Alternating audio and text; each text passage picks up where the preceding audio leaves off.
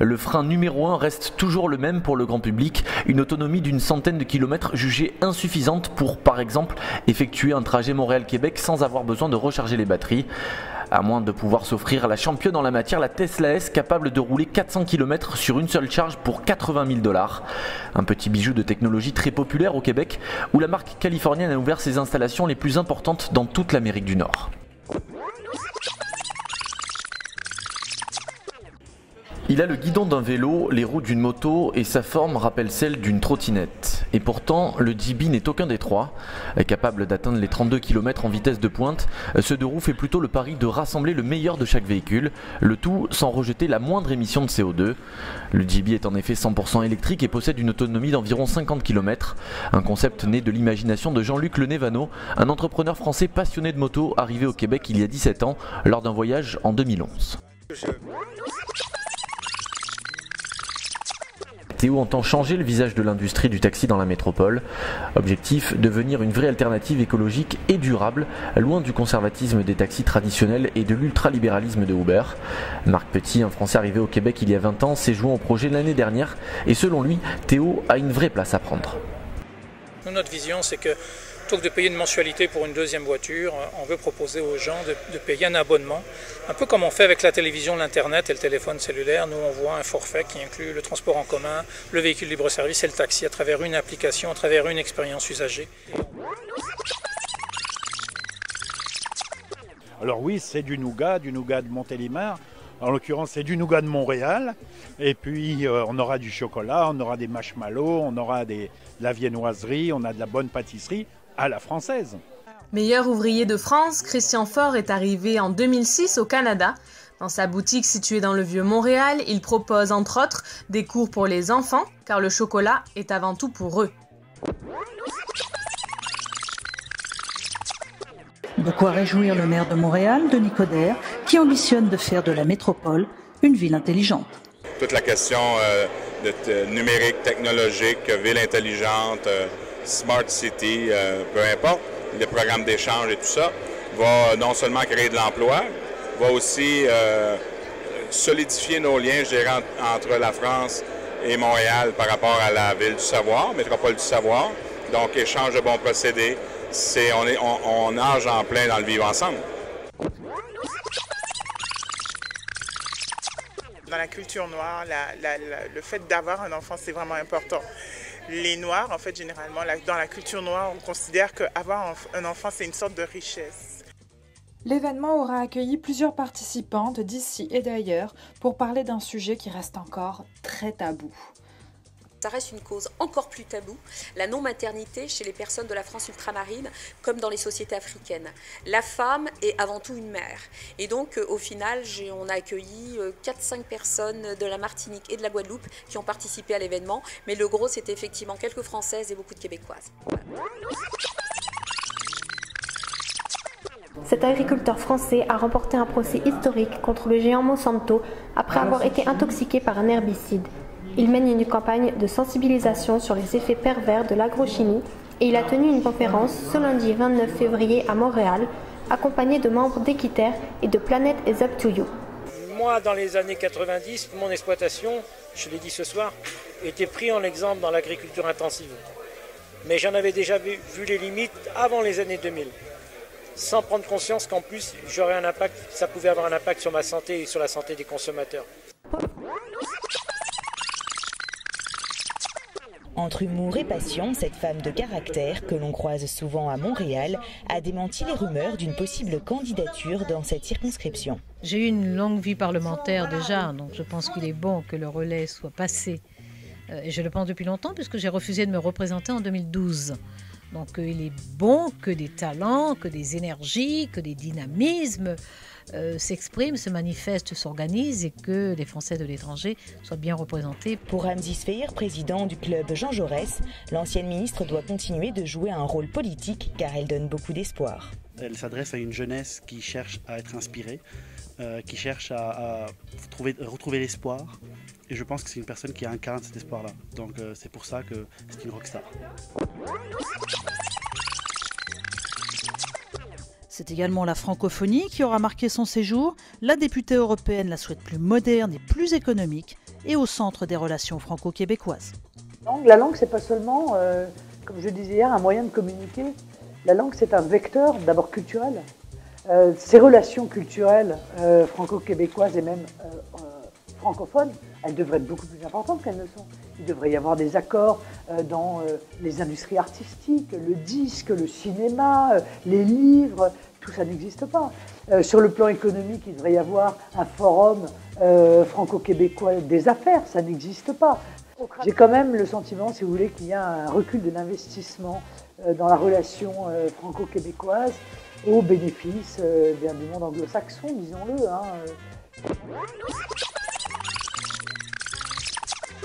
Depuis 2002 au Québec, un concept rassemblant quelques 8000 personnes passe outre la monnaie pour construire un système d'échange de services entre particuliers basé sur un compte d'heures. C'est l'accorderie. Le président du réseau des accorderies du Québec nous présente les buts de cette structure. L'accorderie, c'est d'abord et avant tout une organisation de solidarité qui vise à lutter contre l'exclusion et la pauvreté, et dans une approche de mixité sociale, donc qui intègre des gens de différentes classes sociales dans cette lutte contre la pauvreté. C'est la consul générale de France, Catherine Feuillet, qui a ouvert la 4e édition de la Convention d'affaires Canada-France, organisée par la Chambre de commerce et d'industrie française au Canada, le 21 mars dernier à Montréal. Au programme, des ateliers, des conférences, du réseautage, mais c'est surtout le numérique qui était à l'honneur. Nous accompagnons tout au long de l'année de nombreuses entreprises dans le numérique. Donc pour nous, c'était tout à fait naturel de les mettre en avant, puisque c'est un thème extrêmement porteur ici. Et nous avons également aussi voulu mettre l'accent sur la ville intelligente, puisque nous sommes French Tech, Montréal est French Tech, et il y a énormément d'entreprises innovantes dans le domaine de la ville intelligente. Une salle obscure, des canapés et une simple platine entourée d'enceintes au milieu de la scène. Bienvenue à une session de d'iPod Die. Derrière ce nom provocateur, l'organisation propose un retour à l'écoute attentive de la musique, en opposition avec la tendance à la consommation nomade, voire compulsive des chansons. Un soir par mois depuis début 2016, 2 albums entiers s'immiscent dans les oreilles des spectateurs au Centre-Phi de Montréal. Le concept est parti d'un ami à moi qui a fondé d'iPod Die, William Penet, en France. Et c'est suite à l'écoute d'albums qui l'avaient marqué et qui... J'ai visité des accélérateurs dans le numérique aujourd'hui qui ont un système tout à fait particulier et qui sont différents d'ailleurs les uns des autres. Le système français n'est pas forcément mûr aujourd'hui pour s'y adapter totalement, mais on transforme, on change, on vient sentir, on vient renifler finalement ce qui se passe au Québec et dans le nord de l'Amérique pour que nous puissions et que je puisse faire avancer ma ville, ma province, ma région plus vite, plus haut et plus rapidement. C'est également à la Maison du développement durable au cœur de Montréal que le premier magistrat est venu vanter les atouts de la cité alsacienne pour laquelle il a des ambitions numériques. Le président du département de la Charente-Maritime s'est félicité de la présence dynamique des Français au Québec. Moi je trouve que la présence très forte des Français à l'étranger, c'est absolument extraordinaire pour notre pays. Moi je suis venu au Québec dans les années 78-79, quand j'étais secrétaire général de l'Office franco-québécois. Il n'y avait pas une communauté comme celle aujourd'hui, il y avait des Français bien sûr, il n'y avait pas ce dynamisme, etc. Et tout ça c'est une fabuleuse richesse pour notre pays. Donc tous ceux qui disent en râlant les jeunes Français vont travailler à l'étranger, les jeunes Français qui vont travailler à l'étranger, c'est quelque chose de formidable, c'est une expérience extraordinaire, c'est ce qui nous pousse parfois un peu aux fesses, et ça nous fait du bien. D'ailleurs... Et sans plus attendre, accueillons votre animateur, Roman Fressinet.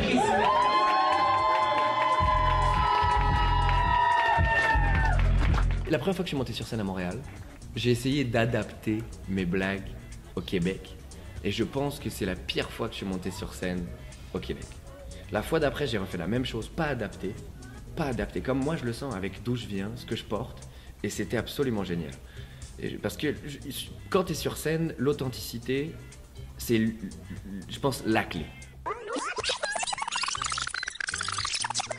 L'organisme, créé en 2014 par la Compagnie nationale du Rhône et présidé par l'académicien Éric Orsena, souhaite porter une nouvelle vision du rôle des fleuves de la planète, oubliés de la lutte contre les changements climatiques. Alors les fleuves, c'est important parce qu'ils doivent rendre compatibles les différents usages, comme la production d'électricité avec les barrages, comme le transport fluvial, qui consomme moins d'énergie et moins polluant que la circulation par la route. Et il faut aussi offrir aux agriculteurs les moyens d'irriguer et en même temps de lutter contre les inondations qui sont de plus en plus terribles à cause des dérèglements climatiques.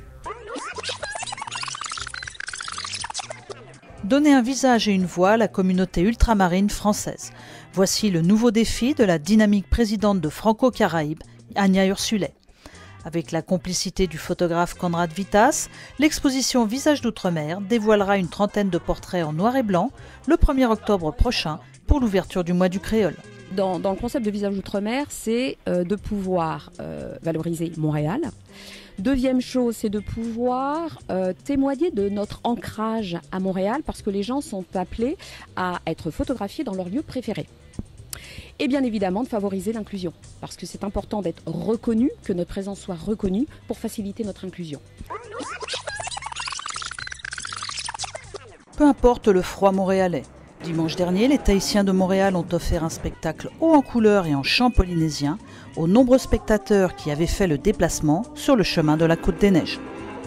Les 50 danseurs du groupe de danse Tamari no Tahiti et les musiciens de l'orchestre ont partagé leur culture d'outre-mer fortement ancrée chez les Polynésiens français de la métropole québécoise. Personnellement, moi je me sens tahitien avant tout, parce que je suis né en Polynésie, j'ai vécu là-bas, j'ai fait mes armes là-bas, j'ai appris toute ma vie là-bas, pendant 21 ans j'ai vécu là-bas, ensuite je suis parti. Après, c'est vrai que maintenant que je suis dans un pays étranger, il faut s'intégrer, donc on commence à prendre les coutumes québécoises. Donc c'est vrai que cette identité-là, c'est une part de moi, mais au fond de moi, je reste polynésien avant tout.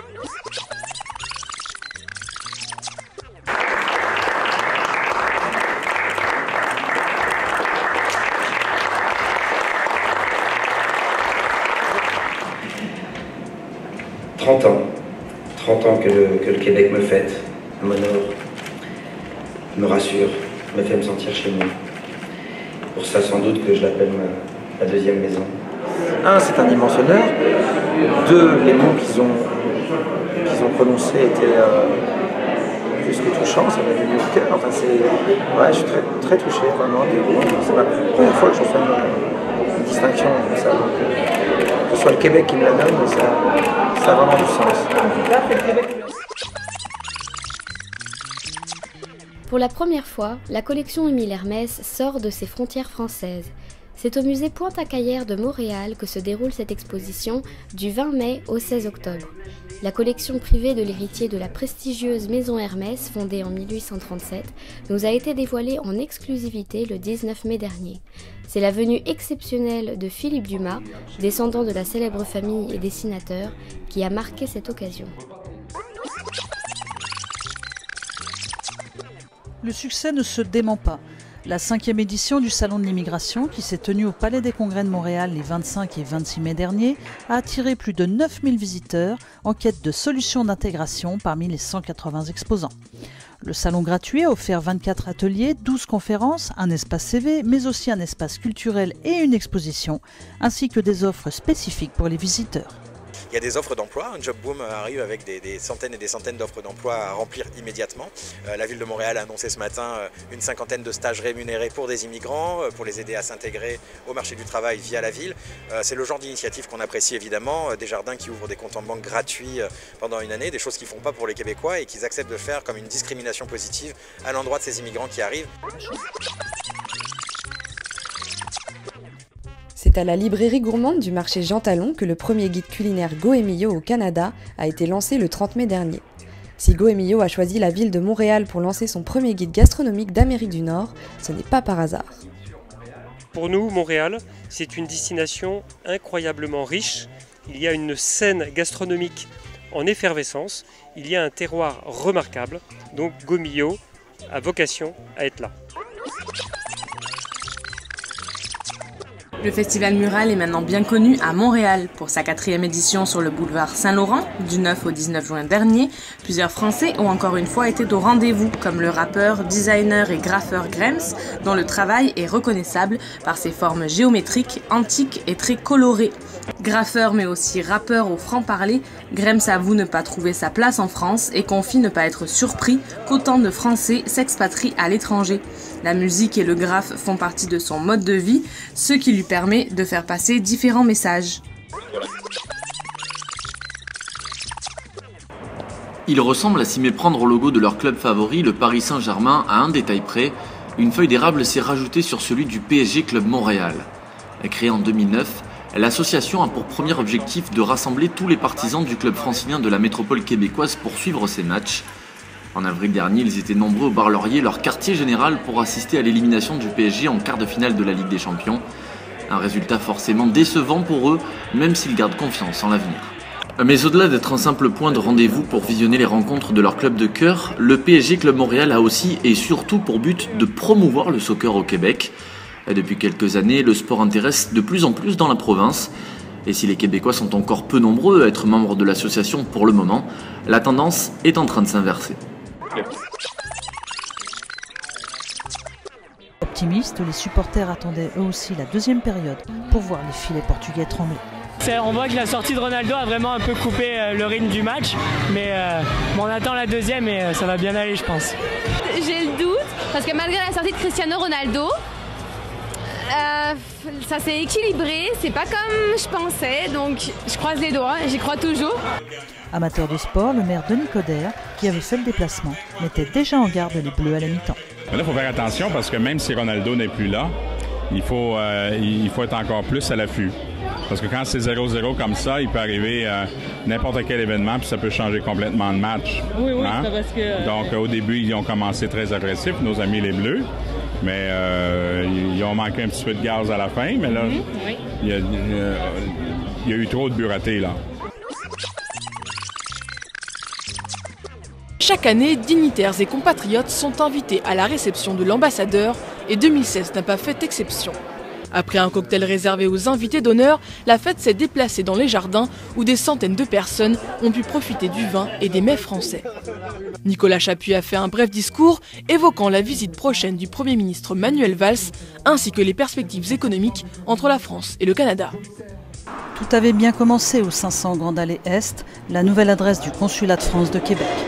Pour son dernier 14 juillet comme chef de poste dans la capitale nationale, Nicolas Chibaïev a reçu près de 300 invités. Élus français et personnalités québécoises avaient répondu à l'appel du diplomate français qui a rappelé les valeurs de la République. Le 14 juillet dernier, Catherine Feuillet, consul général de France à Montréal, avait convié Françaises et Canadiens au Musée des Beaux-Arts afin de célébrer la fête nationale. Ils étaient près de 500 à s'être déplacés pour cette réception. L'ambiance est festive, le buffet est copieux et un orchestre anime la fête. Quand le maire de Montréal, Denis Coderre, prend la parole, l'atmosphère vire au recueillement après l'annonce tragique des attentats à Nice. Après ce qui s'est passé hier à Nice, pourquoi c'était important pour vous de venir témoigner votre soutien? Je pense qu'on a une relation profonde entre Montréal et la France, que ce soit au niveau des municipalités. L'ambassadeur Nicolas est aussi un ami, alors je pense que dans ces moments d'adversité, ces horreurs, on doit se démontrer cette solidarité fraternelle. D'ailleurs, j'en profite pour offrir mes sympathies, mes condoléances aux familles, des victimes. Là, on s'attaque à des enfants, ça n'a pas de bon sens, mais plus que jamais, l'agenda du vivre ensemble est important. Cet équilibre entre l'ouverture et la vigilance. On a essayé de briser une nation. On est tous Nice. Je veux dire, c'est pas seulement Nice qui a été attaqué hier. C'est tout notre façon d'être, nos valeurs universelles auxquelles on s'est attaqué. Et là, on s'attaque à des enfants. Donc... Oui, nous allons continuer à nous tenir debout, nous allons continuer à dire que la liberté et que de vivre dans un pays libre et démocratique, c'est ce qu'il y a de plus important au monde. C'est une valeur que nous partageons avec la France et avec d'autres pays également. Et nous sommes là en appui. Nous sommes là pour dire à nos amis français que nous sommes tristes. Quand la France souffre, nous souffrons. La promenade des Anglais, j'y ai tout fait dessus, j'y ai grandi, j'ai appris à marcher dessus. Et c'est vrai que pour moi, c'est vraiment un élément... La prom, c'est toute ma vie, là. Et c'est certain que là, le fait de voir ça, ça me désole, puis ça me fait vraiment du mal, quoi. Pour tous les deux, là, on est des histoires. Et que, en tout cas, pour moi, c'était important d'honorer la mémoire de ceux qui sont morts et de montrer notre solidarité, notre attachement avec notre pays.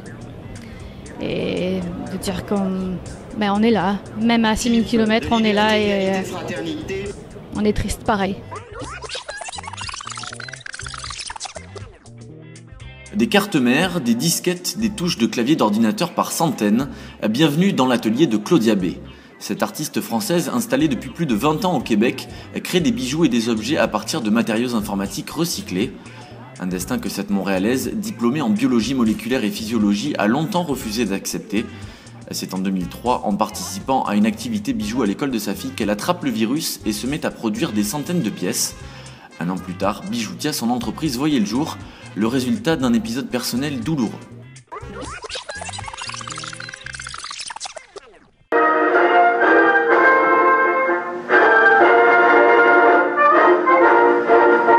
Ça reste quand même un métier d'homme. Parfois c'est un peu compliqué, la vie embarquée reste quand même une vie assez parfois dure, mais surmontable et c'est ça qui fait la beauté du métier. Le Canada et l'Europe doivent bien démontrer que c'est pas seulement possible de travailler ensemble pour la prospérité partagée, et c'est essentiel. Un peu plus tard, c'est devant la communauté française du Québec à Montréal que le Premier ministre français a laissé entendre qu'il pourrait s'engager dans une prochaine campagne électorale. La photo et ils vont croire que vous se tenez pour la prochaine primaire. Après avoir prononcé un discours aux allures de programme politique, il a décoré Nathalie Bondil, directrice du Musée des Beaux-Arts de Montréal. Sur la crise la plus identifiée actuellement au Moyen-Orient, c'est quand même encore les pays voisins qui supportent quasiment l'ensemble du fardeau.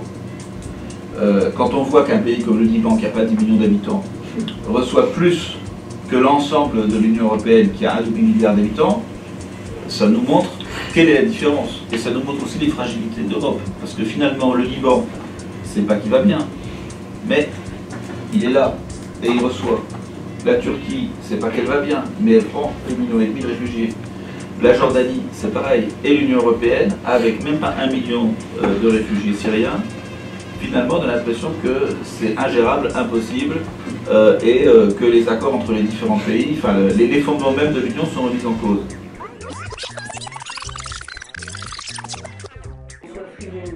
L'heure est à l'Union pour la droite de Montréal. Les comités de soutien pour Alain Juppé et François Fillon avaient décidé de se réunir chez Alexandre le soir du second tour de la primaire, avant même de connaître les résultats, pour marquer leur soutien au candidat de droite qui sortirait vainqueur des urnes. Dès l'annonce de la victoire de François Fillon, les juppéistes, par la voix de Christophe Deschamps, ont joué l'unité. Alors que se profile 2017, elle a tenu à adresser un message à ses compatriotes. Je nous souhaite à tous que l'année 2017 soit plus sereine et que chacun puisse se réaliser, que ce soit à Québec, dans les différentes villes où est installée la communauté française au Canada. Et je souhaite de pouvoir rencontrer le maximum de personnes pendant l'année prochaine. Donc très bonne année en résumé.